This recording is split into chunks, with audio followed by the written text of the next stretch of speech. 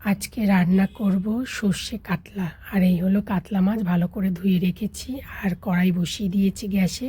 তারপর সর্ষের তেল দিলাম। এবার মাছের মধ্যে নুন হলুদ দিয়ে ভালো করে মাছটাকে মাখিয়ে নেব। এবার এই মাছ মাখানো হয়ে গেছে নুন হলুদ দিয়ে।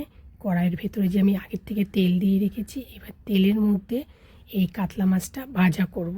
কারণ অনেকটাই মাছ এনেছে, মাত্র আমরা 3 জন, তাই দুবার করে ভাজতে হবে, একবারে ভাজলে হবে না।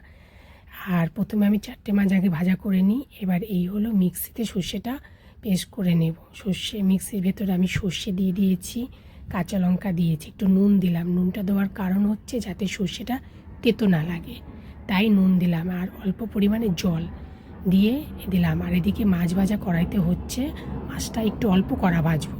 এই মাছ ভাজা হয়ে গেছে, এবার পরের মাছগুলো আবার দিয়ে ভাজা করছি, কারণ একবারে ভাজা হবে না বলে দুবার করে ভাজা করতে হচ্ছে কাতলা মাছটা।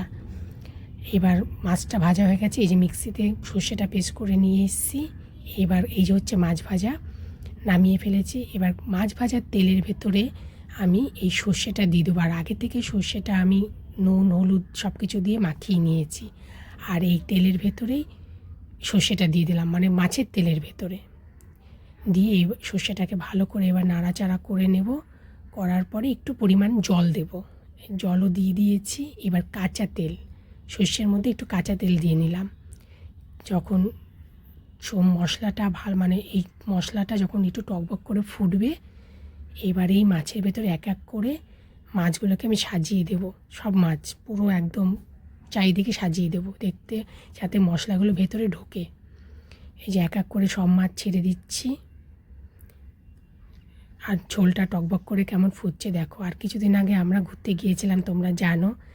আর ওখানে পুরো নিরামিষ বলতে কাশিয়ানি নিরামিষ খেয়েছি, কিন্তু শিলিগুড়িতে এসে বিরিয়ানি খেয়েছি।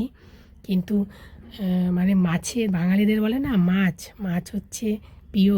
আর আমার একটু মাছ না হলে না চলে না, আমি ভীষণ মাছের ভক্ত। তাই বাড়িতেই যা খেয়ে গেছি, আর ওখানে গিয়ে মাছ খেতে পারিনি, শুধু মাংস আর মাংস। ওই কারণে আজকে একটু মাছ আনতে বলেছিলাম, ইলিশ মাছ আনতে চেয়েছিল, কিন্তু ইলিশ মাছটা আমার খুব একটা খেতে ইচ্ছা করলো না। আর এই হলো সর্ষে কাতলা রান্না কমপ্লিট। এইভাবেই আমি সর্ষে কাতলা রান্না করি। তোমরা যদি করতে চাও করো, আশা করি সবাই রান্না করে। আর এই হলো